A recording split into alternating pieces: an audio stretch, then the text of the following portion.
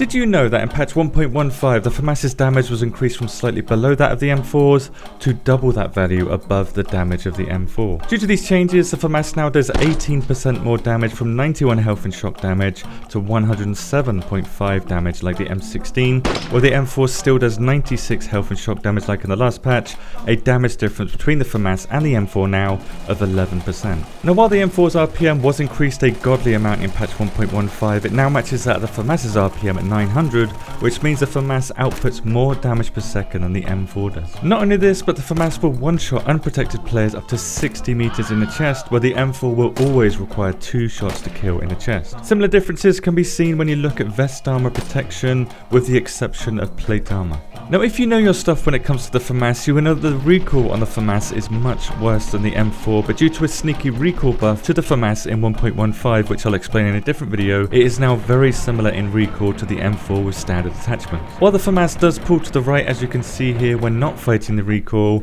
they are both very similar when you do fight the recoil. And remember, this is the M4 with the default attachments attached, which reduces recoil by 40%. This makes the FAMAS statistically a better weapon from close quarters up to 60 meters compared to the highly praised M4, punching out 11% more damage than the M4 while having a very similar amount of stability. And with how the visibility of the iron sights can be improved with the saw now, the FAMAS got a monster buff in 1.15 that raises it to one of the god tier weapons of DayZ.